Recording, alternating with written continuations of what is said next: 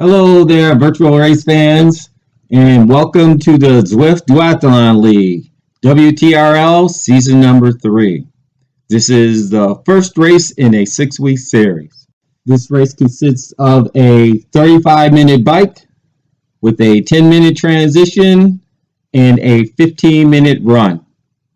Get as far as you can in those time frames. For this race, number 1, we will be on Mercury Island.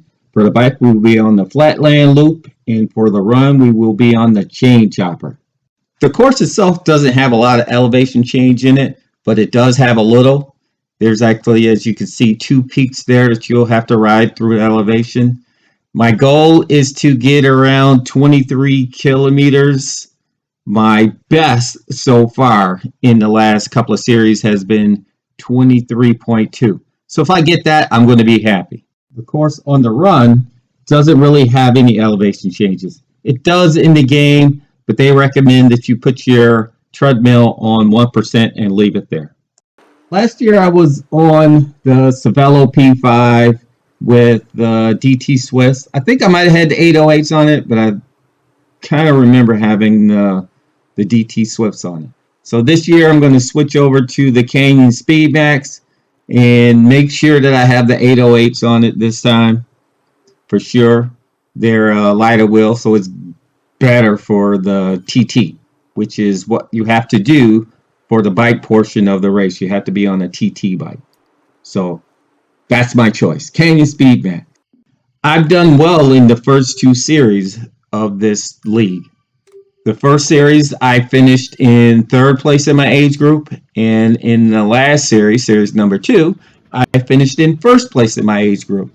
Most of that was due to the strength of my running, which I've always done well in, but I've been working hard on my biking and have improved in my hill climbing abilities. So even though this course doesn't have a lot of elevation change, that extra should benefit me and getting me further up on the overall bike standing scale. But enough of the jargon. Let's get this show on the road. With 10 seconds left to go, I'm going to let the race speak for itself.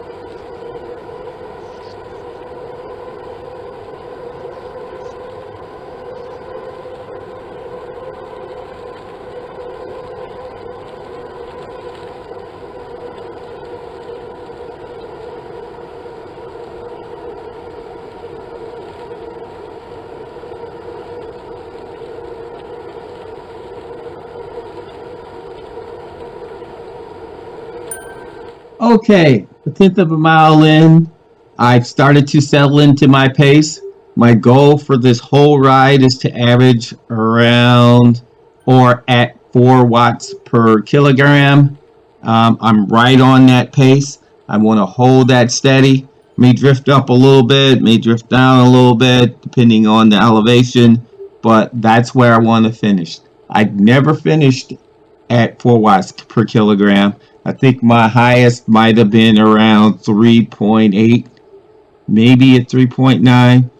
Last season, which was my best season on the bike, my overall average was 3.67 watts per kilogram, which I felt was great, but I think I could do better than that this year. So target is 4 watts per kilogram. However, we're not going to watch all of this to the end, all the whole 35 minutes of this ride. So I'm going to speed us up till we get towards the end and then give some commentary at that point.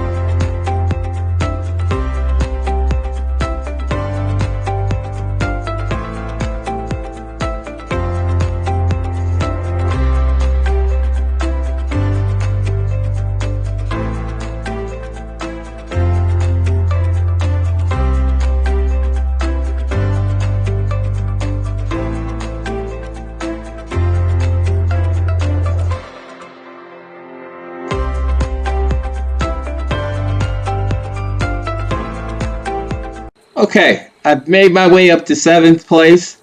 I've been doing very well at holding my pace at around 4 watts per kilogram.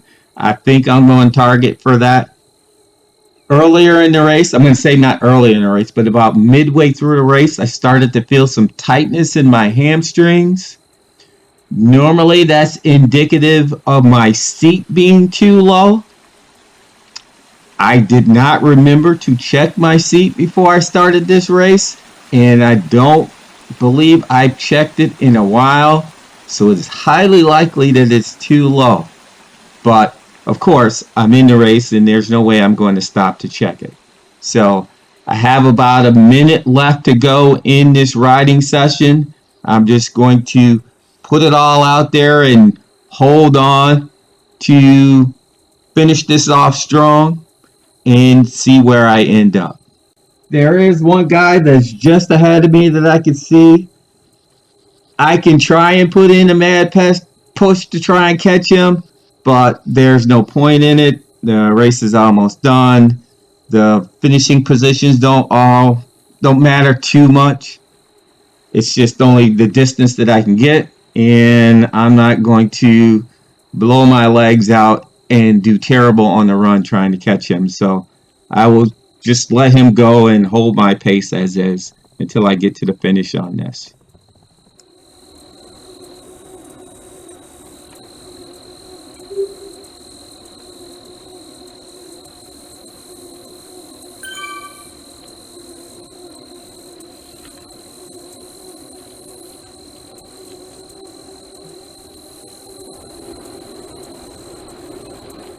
And that's a wrap on the ride. 23.5 kilometers. That has to be my furthest distance to date on a 35-minute ride for this type of event. I'm happy with that. And now I just have to get my heart rate down, get myself situated, calm my legs, get the computer and everything moved over in front of the treadmill, and then get ready to start my run. So now it's time for me to transition over to the run. Now that my heart rate has come down a little bit, I went and I put my shoes on to get my foot pod activated. Now I got to switch over from the bike to the run. That's fairly easy. That's a fairly easy process. I just saved the last workout that I did, which was the ride. And then I move over to the pairing process to move from what's paired with the bike to what's paired for the run. The bike is the cadence and speed sensor and power. For the run, all I need is my heart monitor, my foot pod, which tracks my speed and cadence for the run. So once all that's done, then I can move over and then join the new activity, which is the run portion of the duathlon. So that's what you see me doing now, is moving over to that avenue. Okay, so I jumped into the wrong world here, so I got to make another switch to get me to the right world, and that's what's going to happen now. So now I'm in the right world and I'm in the starting pin for the run. It's going to be a 15-minute run. Going to get as far as I can.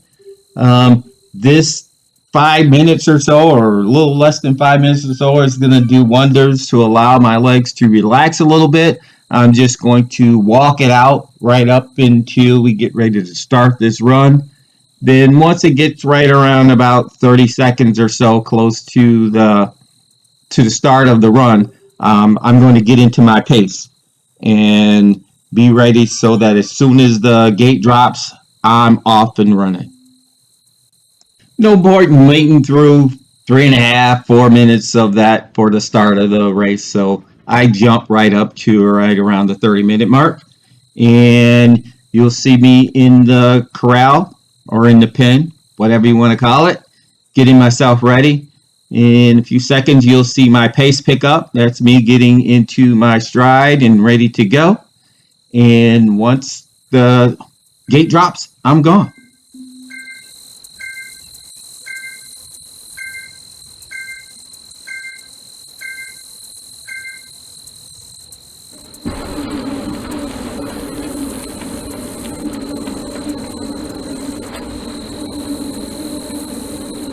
Now, my goal was to get out fast, get into it right around about a 3:30 pace, and you could probably see that I was getting down. I was getting my pace down to right around about where I wanted it, and then almost as soon as I got it there, right out of the blue, well, not out of the blue, I had a fire in my right hamstring.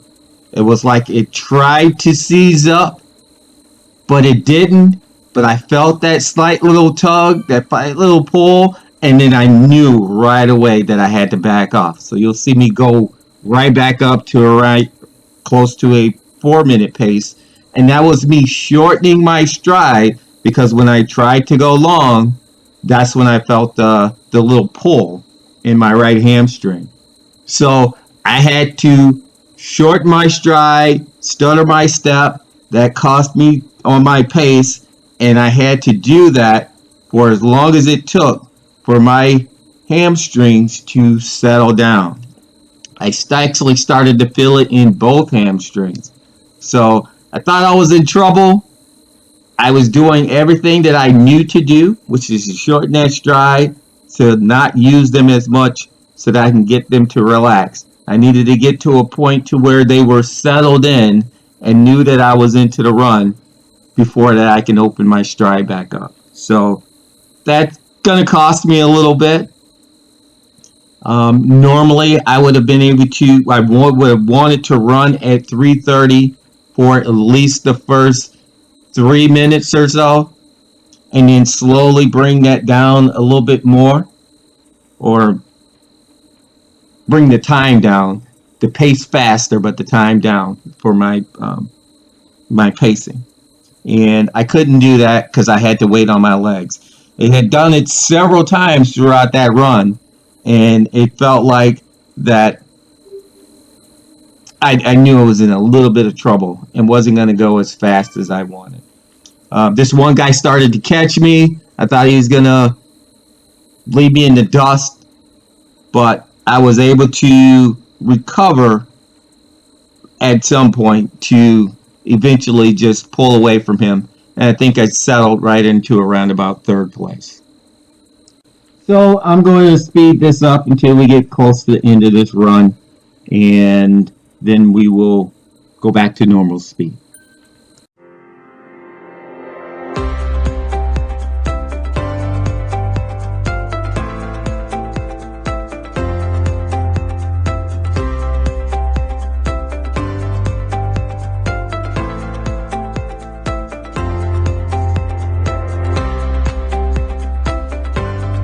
Okay, with about 1 minute to go in the run, as you can see, or you probably can see during that little speed session, I was able to get my pace back down to around the 3:30 mark.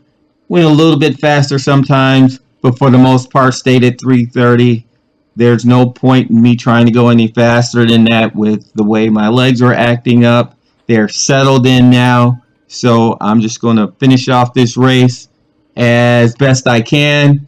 I'll wait till I get to around about the 20-minute or second so to go, and I'll toss out a little sprint, see how fast I can get this thing going or get my legs going, and just finish it off strong and see where I end up in the overall total standings. I know I'm going to be nowhere near my normal long distance for a run, but it'll be what it'll be. All right. So, as you can see, I finished this run with this group of runners in third place. These results that they show on here don't really mean much. That's just everybody who's competing in it gets thrown into a big bucket, and it's just time or something like that. So it doesn't show you where you actually finished. To see where you actually finished, you have to go to the WTRL results site, and that's what we will do to see where I ended up. So, as you can see, I finished in first place in my age group. I averaged 4.12 watts per kilogram, which is excellent. A little bit better than I wanted, and I will take it.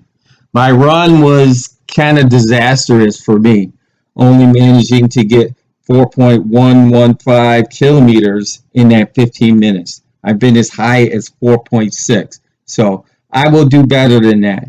So I finished first out of 86 people in my age group, and in the overall standings, I finished in 20th place out of 901 participants. So I will take that for first start or first round race and move on for next week's race and hope to do better in the run. So with that being said, I'm going to wish you all a good one and peace out, peeps.